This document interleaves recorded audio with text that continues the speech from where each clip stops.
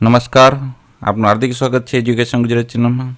આજે આપણે ધોરણ 5માના ગણિત વિષયનો 12મો પાઠ સ્માર્ટ ચાર્ટ. આ પાઠના સ્વાધ્યાય પોથીનું સંપૂર્ણ સોલ્યુશન વિડીયો માધ્યમ શીખવાનું છે. ચેનલ પર નવો આવ્યો ચેનલ સબસ્ક્રાઈબ કરો, વિડીયો ગમે લાઈક શકો. એમાં પહેલો પોઈન્ટ છે આવૃત્તિ ચિહ્ન અને એની સંખ્યા. પહેલો પ્રશ્ન, નીચેના કોષ્ટકમાં જુદા જુદા આકાર દર્શાવેલ છે. આ આકારને ગણતા જઈ આકૃતિ ચિહ્નો દોરો. આવૃત્તિ ચિહ્નો દોરવાનો છે અને તેના ઉપરથી એની માહિતી લખવાની છે. તો આ 6 આકાર છે, તો 6 સંખ્યા 6 થઈ. આવૃત્તિ ચિહ્ન કેમ કરવાનું? તો કે પહેલાં આપણે આ રીતના બોક્સમાં કરી શકીએ. પણ હું કઈ રીતના શીખડાવું છું, આજે 6ઠામાં આવે છે ને રીતના કે 5 લીટા એટલે 4 લીટા ઊભા કરે, પછી એક આડો કરે એટલે 5નું બોક્સ થઈ ગયું, બરાબર. અને એક છઠ્ઠો, પછી ચોરસના 4 છે, શંકુમાં 10 છે, ત્રિકોણમાં 12, અર્ધવર્તુળના 7 અને લંબચોરસના 10 છે. પહેલો જ પ્રશ્ન પૂછ્યો છે, કુલ કેટલા પ્રકારના આકાર છે? તો કે 6. બીજો, કયો આકાર સૌથી વધુ સંખ્યામાં છે? તો એ છે ત્રિકોણ. ત્રીજું, કયો આકાર સૌથી ઓછી સંખ્યામાં છે? ચોરસ. ચોથું, વર્તુળાકાર કેટલા છે? 6. 5 વર્ષ, કયા બે આકાર સૌથી સંખ્યા સરખી છે? તો એક શંકુ અને બીજો છે લંબચોરસ.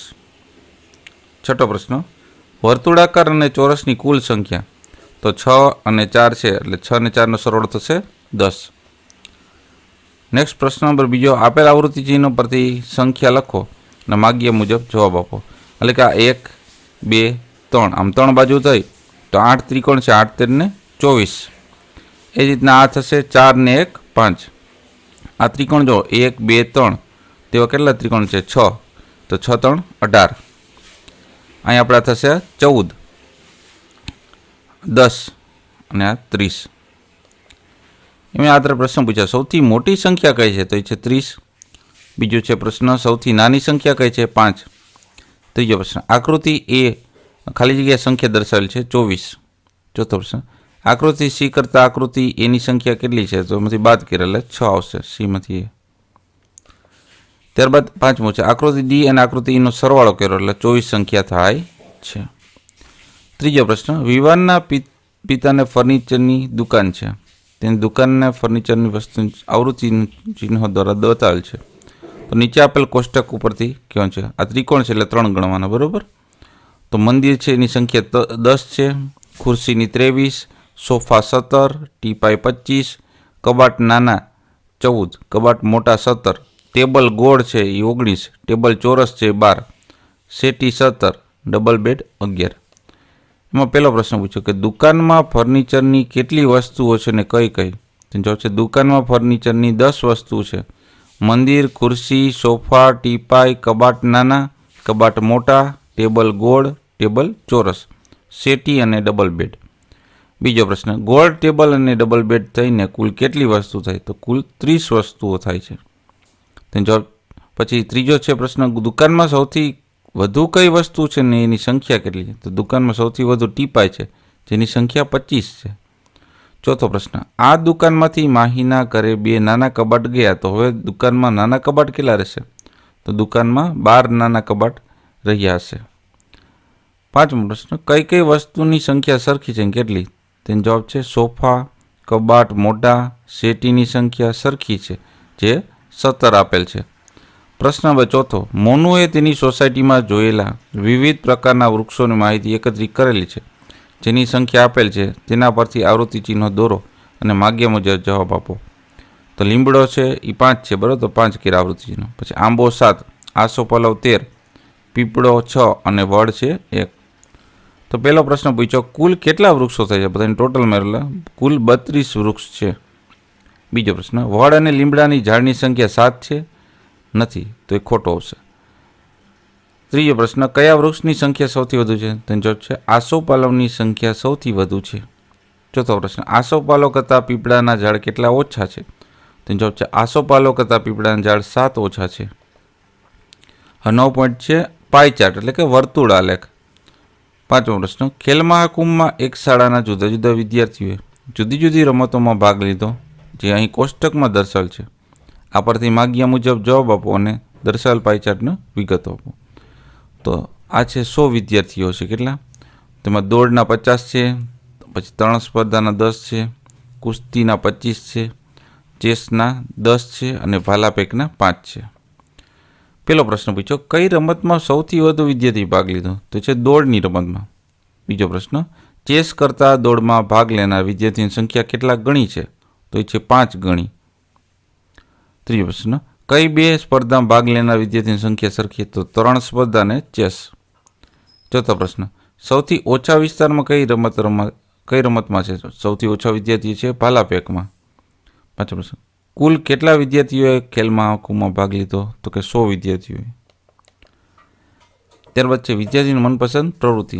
છઠ્ઠો પ્રશ્ન, NK વિદ્યાલયના ધોરણ 5ના કુલ 100 વિદ્યાર્થીઓએ શાળા છૂટ્યા પછી સમયની વિવિધ પ્રવૃત્તિઓ વિશે માહિતી આપેલ છે. તેના પરથી પાઈ ચાર્ટ વિગતો પૂરો અને પ્રશ્નનો જવાબ આપો. તો ટીવી જોયું 50 જણાએ, વાર્તાની ચોપડી વાંચી 10 જણાએ, ગૃહ કાર્ય 25, ક્રિકેટ રમ્યો 10 જણા, ચિત્ર દોર્યા 5. એ પ્રમાણે વર્ગીકરણ કર્યું છે. પહેલો પ્રશ્ન પૂછ્યો છે, કઈ પ્રવૃત્તિ વિદ્યાર્થીઓને સૌથી વધુ પસંદ છે? તો કે ટીવી જોવાની. બીજો પ્રશ્ન, ક્રિકેટ રમતા વિદ્યાર્થીની સંખ્યા 10 છે. ત્રીજો પ્રશ્ન, કઈ પ્રવૃત્તિ વિદ્યાર્થીને સૌથી ઓછી પસંદ કરે છે? તો જવાબ છે ચિત્ર દોરવાની. ચોથો પ્રશ્ન, વાર્તાની ચોપડી વાંચવાની પ્રવૃત્તિ કરતા ગૃહ કાર્ય પસંદ કરતા વિદ્યાર્થીની સંખ્યા કેટલા ગણી છે? તો એ છે 2.5 ગણી છે. પાંચમું, ટીવી જોવું અને વાર્તાની ચોપડી વાંચવી ગમતી હોય વિદ્યાર્થીની કુલ સંખ્યા બેનો સરવાળો એટલે 60 થશે. સાતમો પ્રશ્ન, સોનુના ઘરથી શાળાએ જતા રસ્તામાં આવતા મંદિર, દુકાન, સોસાયટી, જાહેરાત, બોર્ડ, વાહનોની માહિતી એકત્ર કરીને દર્શાવેલ છે. જેના આધારે આવૃત્તિ ચિહ્નો પરથી પાઈ ચાર્ટનો વિગત પૂર્ણ છે. તો અહીંયા વાહનો, પછી જાહેરાત, બોર્ડ, સોસાયટી, દુકાનનું મંદિર અહીંયા પાઈ ચાર્ટમાં દેખાડ્યું છે. મંદિરની સંખ્યા થઈ 2, પછી દુકાન હતી 12, સોસાયટી 4, જાહેરાત બોર્ડ 7 અને વાહનો 25 થઈ. ત્યારબાદ લંબાલેખ.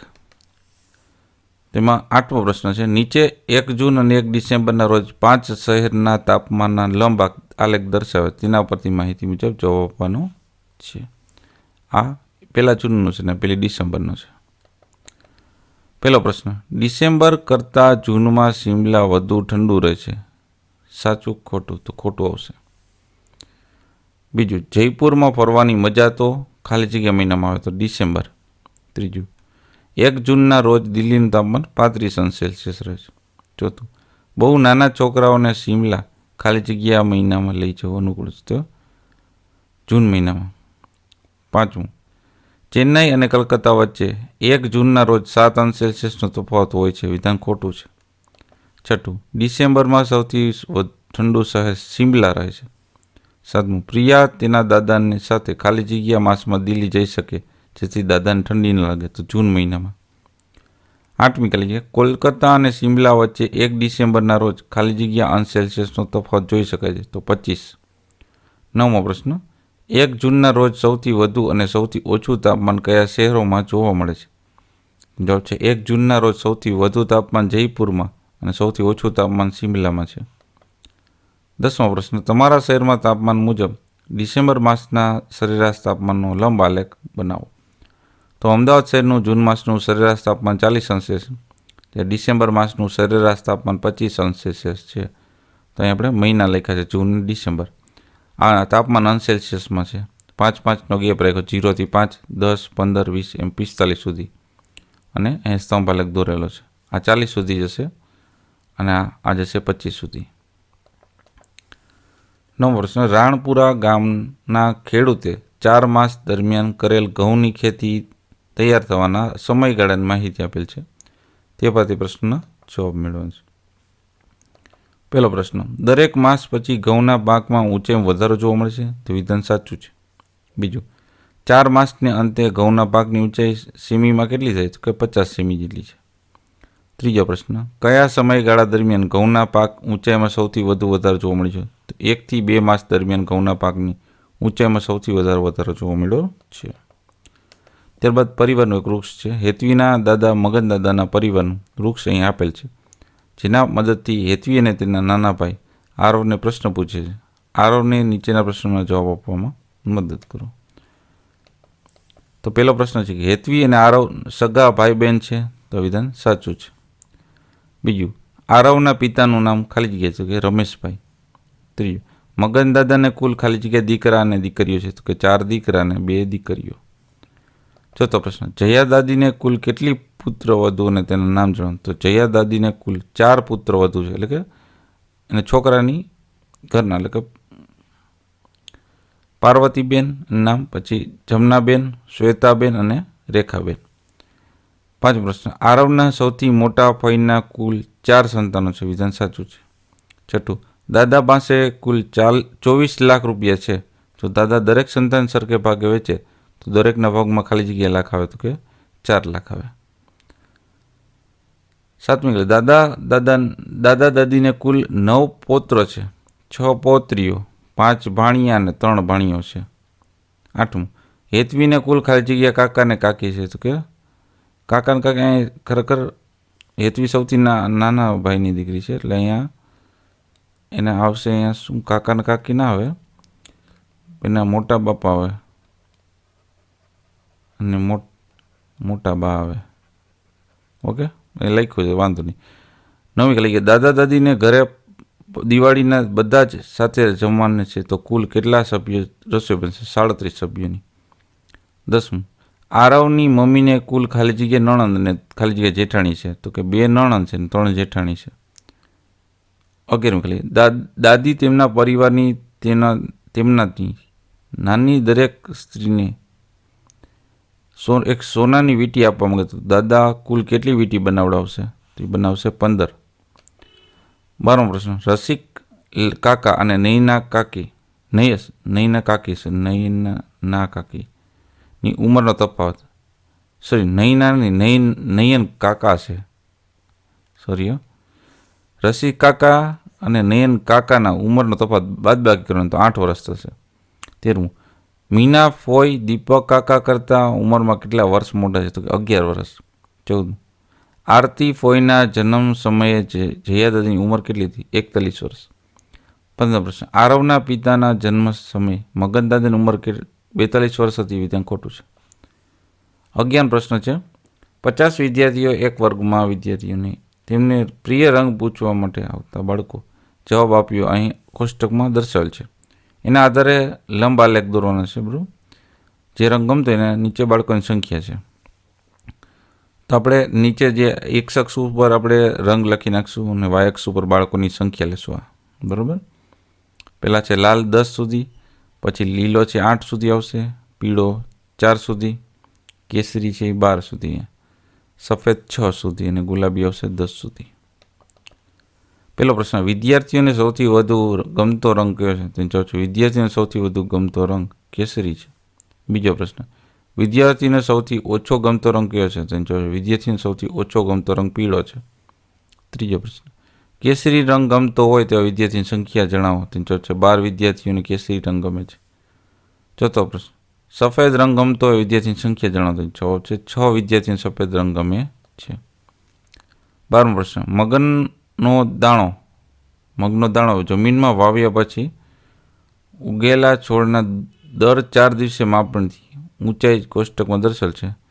એમાં ચાર્ટમાં ટપકા મૂકીને દિવસે છોડની ઊંચાઈ જણાવો. એ મુજબ 0થી દાણો વાવ્યો હતો એનું છે. તો આપણે બધા ચાર્ટમાં દેખાડ્યા છે, બરાબર, ટપકા કરેલા અહીંયા સુધી.